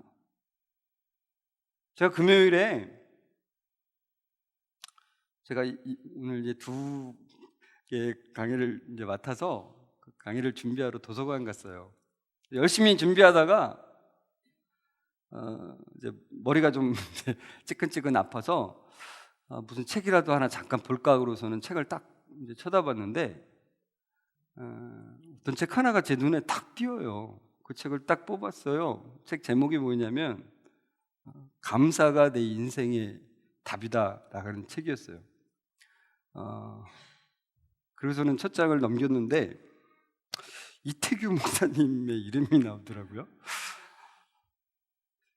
그래서 이분이 그분인가? 그리고 쭉 봤는데 맞는 거예요. 제가 그 생각이 들었어요. 아수에로 왕이 잠이 안 와서 궁중 일기를 가져오라 해서 읽었는데 하필이면은 그 모르드게의 이야기를 읽게 되잖아요. 그게 딱 생각이 나더라고요. 제가 사실은 이태규 목사님 잘 몰라요. 진짜로 많이 교제를 못했어요. 어떻게 살아온지도 몰라요. 근데 그 책을, 그 짧은 글을 읽으면서 어떤 삶을 살았구나를 제가 알았어요.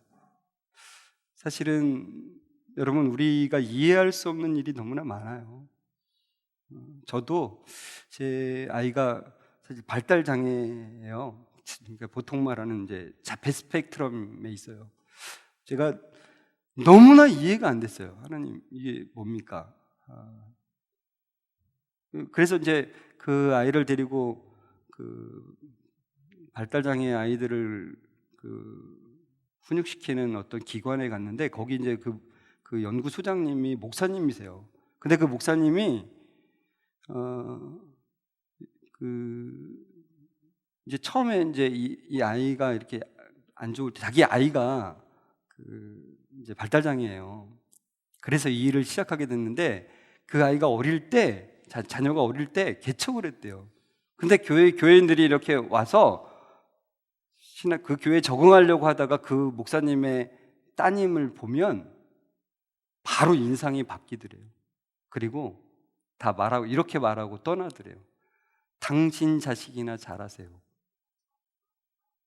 당신 자식이 이렇게 하나님한테 복 못 받았는데 뭘 우리한테 복을 주겠다고. 그래서 너무나 마음에 못이 많이 박혀서 이 아이를 위해서 기도하고 많이 좋아졌더라고요. 이제 제가 가서 봤는데. 근데 제가 그 이야기를 들으면서 그 요한복음에 나오는 그 눈먼 자의 이야기, 이게 부모의 잘못인지 그 사람의 잘못인지에 대해서, 누구의 죄인지에 대해서 묻는 게 또 생각이 나더라고요. 우리는 다 이해할 수가 없어요. 그러나 우리는 분명하게 우리 안에서 확신하는 바는 그거예요. 우리의 삶을 붙잡고 있는 분은 하나님이시다. 우리의 관심은 잘 되는 것과 편안한 것에 있지만 하나님의 관심은 변화에 있다는 거죠. 우리는 알 수 없어요. 다 알 수 없어요. 하늘나라에 가서 여쭤봐야 될 것도 있어요. 그러나 그것을 신뢰하는 자, 그런 사람들에게는 이것들이 우리에게 영향을 미치지 못한다는 거죠. 놀라운 것 아닙니까? 여러분, 사도 바울이 빌립보 감옥에서 이렇게 갇히게 돼요. 그 빌립보에 갔을 때 신라랑 전도하다가 귀신 들린 여자의 하도 쫓아와가지고 막 얘기해가지고 귀신을 쫓아내버리죠. 그랬더니 그 여자를 물조로 삼고 있었던 그 사람들이 자기의 그 밥줄이 사라진 걸 알고서는 이 바울과 실라를 때리고 감옥에 가둬버리죠. 옷이 벗겨지고 매맞아가지고 온몸이 상처투성이인 이 바울과 실라가 춥고 배고프고 너무 힘들어서 하나님을 원망할 수 있죠. 하나님, 이게 뭡니까? 하나님을 전하다가 이게 무엇입니까? 이렇게 할 수 있죠. 그런데 이들이 한 게 뭐예요? 찬송과 기도를 했습니다. 근데 그때 주변에 있던 죄수들이 그걸 들었대요. 저 인간들은 무슨 인간들이길래 저렇게, 무슨 기쁜 일이 있길래 저렇게 찬송과 기도를 하냐. 그렇게 바뀌었죠. 나중에 사도 바울이 바울에서 감금을 당했을 때 빌립보를 향해서 빌립보 교인들을 향해서 편지 썼을 때 이렇게 썼어요. 한번 같이 읽어볼까요? 시작. 아무것도 염려하지 말고 다만 모든 일에 기도와 간구로 너희 구할 것을 감사함으로 하나님께 아뢰라. 그리하면 모든 지각에 뛰어난 하나님의 평강이 그리스도 예수 안에서 너희 마음과 생각을 지키시리라. 여러분, 우리는 뭐 안 되는 일이 있으면은 막 잠을 안 자면서 고민해요. 저도 교회 사역을 다 놓고서는 제가 교육 선교사로 살아가겠다고 당분간 이렇게 했는데, 이제 매달 저는 그 교회에서 받는 사례가 없어요. 그러니까 제 아내가 한숨을 푹푹 쉴 때 괜찮아, 하나님 우리를 도우실 거야, 이렇게 제가 당당하게 얘기했는데 제가 잠을 못 자고 있더라니까요. 그래서 밤새 뒤척이면서 어떻게 할까요? 근데 주님이 저에게 말씀하시는, 아무것도 염려하지 말고 다만 모든 일에 기도와 간구로 너의 구할 것을 감사함으로. 그러니까 너의 관점으로 기도하는 거 바라보는 게 아니라 나의 관점, 하나님의 관점으로 그걸 바라보고 하나님께 아뢰래요. 그러면 너의 통밥으로, 너의 이성으로, 너의 판단으로, 너의 지혜로 할 수 있는 그 모든 것을 뛰어넘는 하나님의 평강이 그리스도 예수 안에서 너의 마음과 생각을 지키신대요. 그러니까 여러분, 내 삶은 내게 아니라 주님의 것입니다라고 하는 고백이 넓어지면 넓어질수록 우리는 담대해지고 자유해지고 강력하고 풍성한 것을 누리게 돼 있다니까요. 그러니까 여러분, 계속해서 여러분 안에 무엇이 주인인지에 대한 그 고민들을 하셨으면 좋겠습니다. 세 번째, 같이 읽어볼까요? 시작. 생명수를 열망하라는 겁니다. 여러분이 열망하고 사는 것은 솔직히 뭡니까? 이것 없으면 허전하다. 이것 안 하면 잠이 안 온다. 돈을 세면은 나는 행복해. 하루라도 돈을 안 세면 나는 잠이 안 와. 뭐 이럴 수도 있죠. 저는 예전에 이거에 미쳤습니다. 하루라도 한 게임을 안 두면은 잠이 안 오더라고요, 진짜. 그리고 이제 밤에 잠을 자려고 딱 누우면은 천정이 바둑판으로 바뀌는 거를 늘 경험했습니다. 그래서 제가 깨달았습니다. 목사님들이 바둑에 미치면은 성도들의 머리가 바둑알로 보인다는 게, 그래서 그렇구나. 그래서 제가 이걸 끊었어요. 저도 설교할 때 성도들의 머리가 바둑판으로 보일까봐, 바둑알로 보일까봐 끊었어요. 근데 제가 그때 경험한 거로는 진짜 강력하더라고요. 이 열망이, 이 머릿속에서 떠나지 않는 이 바둑알의 모습. 근데 여러분, 이런 사람들이 왜 뭔가에 하나는 자기가 열망하는 것이 있어요. 최소한 그 이유에 대해서 에레미야서 2장 13절이 이렇게 말해주고 있어요. 같이 읽어볼까요? 시작. 내 백성이 두 가지 악을 행하였나니 곧 그들의 생수에 근원되는 나를 버린 것과 스스로 웅덩이를 판 것인데 그것은 물을 가두지 못할 터진 웅덩이들이냐. 이스라엘 백성들이 두 가지 악을 행하였는데 첫 번째는 생수에 근원되는 하나님을 버렸대요. 그리고는 두 번째 악은 자기의 웅덩이를 스스로 판 거예요. 근데 그 웅덩이는 물을 가두지 못할 터진 웅덩이래요. 근데 이 웅덩이가 뭐예요? 결국은 어떤 사람은 돈이라는 웅덩이를 파는 거고, 어떤 사람은 자식이라는 웅덩이를 파는 거고요, 어떤 사람은 다른 사람의 인정이라고 하는 웅덩이를 파는 거고, 어떤 사람은 자기가 좋아하는 취미의 웅덩이를 파는 거죠. 그러나 그 웅덩이는 결코 너희들에게 온전한 만족을 주지 못할 것이다라고 얘기하는 거예요. 진짜 만족을, 잠깐의 만족은 누릴지 모르지만 진짜 만족과 기쁨은 없대요. 그러니까 사람들은 자기의 웅덩이를 파서 자기가 기쁨을 연출하며 사는 거예요. 진짜 기쁨은 없는데 기쁨을 연출하고 살아요. 나 재산 많아서 나 좀 든든해. 우리 자식들이 잘 돼서 나 좀 든든해. 연출하는 거죠. 그게 여러분을 살릴 수 있나요? 없어요. 그건 터진 웅덩이라고 하나님께서 못 박아 버리셨어요. 너네는 그렇게 멸망하는 거다라고 말씀해 주신 거예요. 근데 요한복음 7장에서 예수님이 그 초막절 명절에 이렇게 말씀하세요. 그 초막절에는 어떤 일이 있냐면은 실로암 물가에서 물을 떠다가 제사장들이 그 제단에다가 이렇게 부어요. 그 이유는 이제 곧 농사를 지을 철이 다가오는데 비를 잘 내려주십시오라고 하는, 사실 기우제예요. 그러니까 그 물에 대한 간구, 비가 내려질 것에 대한 그 간구를 드리고 있는 그들에게 예수님께서 말씀하시는 거예요. 너네들이 마시는 그 물은 다시 목마르겠지만 내가 주는 물은 영원히 목마르지 않는 물이다. 누구든지 목마르거든 내게로 와서 마시라. 나를 믿는 자는 성경의 이름같이 그 배에서 생수의 강이 흘러넘치리라. 여러분, 우리의 배는 아무리 채워도 채울 수 없는 거예요. 밑 빠진 독이죠, 사실. 욕심덩어리죠. 아무리 채워도 채울 수가 없는. 그런데 그 채울 수 없는 배를 그 생수의 강이 거기서 흘러 넘치게 되는. 근데 그게 뭘 말한대요? 그 바로 다음 절에 있죠. 그를 믿는 자들이 받을 성령을 가리켜 말씀하신 것이에요. 성령님이 우리 가운데 오실 때 우리의 터진 웅덩이가 아니라 진짜 참 생명수를 만나게 된다는 거예요. 그러니까 이전까지는 제자들도 온전하게 그 마음 가운데 생명과 온전한 만족이 없었는데 이제는 성령님으로 인해서 성부 하나님과 성자 예수님이 성령 하나님을 통해서 내 안에 거하시는 것을 이제 경험하는 거예요.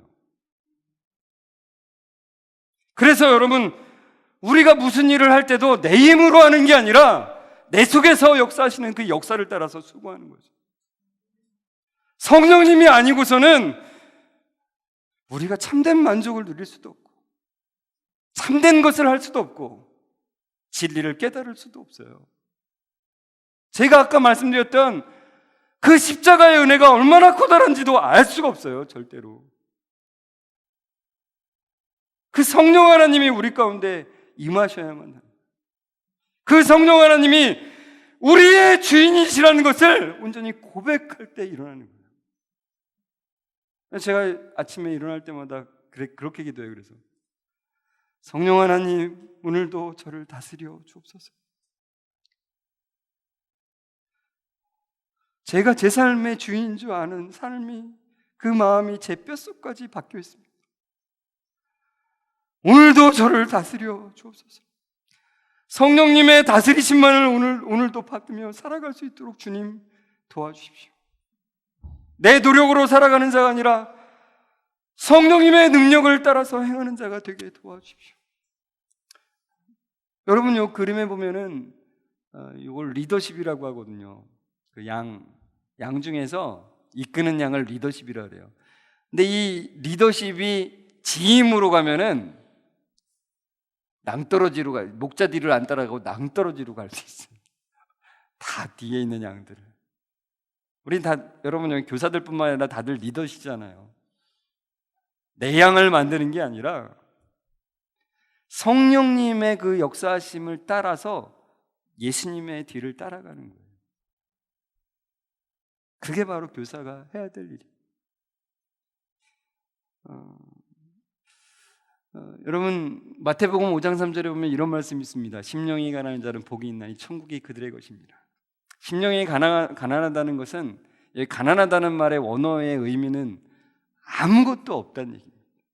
그러니까 주님 앞에, 여러분, 저 심령이 가난한 자가 천국이 그들의 것임이라는 얘기는 저게 바로 천국에 들어가는 조건, 저런 사람이 구원받는다는 거잖아요. 나는 아무것도 아닙니다. 나는 나 스스로 하나님을 알 수도 없습니다. 나 스스로는 능지처참당해서 영원한 멸망을 경험할 수밖에 없는 그런 사람입니다.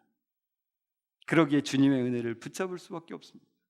주님, 은혜를 허락해 주옵소서라고 하는 그 기도하는 사람들인 거죠. 근데 그것조차도 내 마음대로 될 수 있는 게 아니라 성령의 은혜가 있을 때 가능한 거죠. 그런 자들은 의에 줄이고 목이 마른 거예요. 생명수를 간구하는 자들이라는 것입니다. 그런 자들이 진정으로 풍성한 그 배부름을, 성령의 충만함으로 인해서 성령이 생수강으로 내 배에서 흘러 넘치는 것을 경험하는 거죠.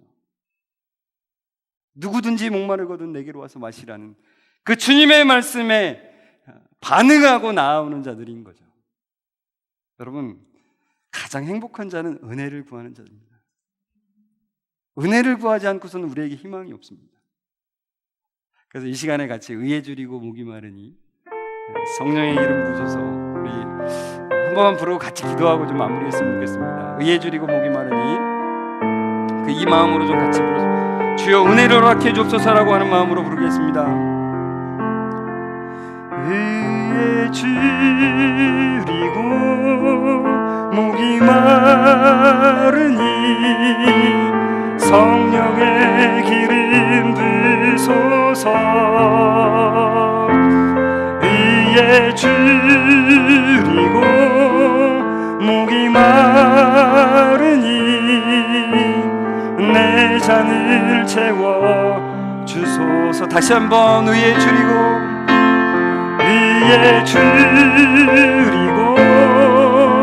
목이 마르니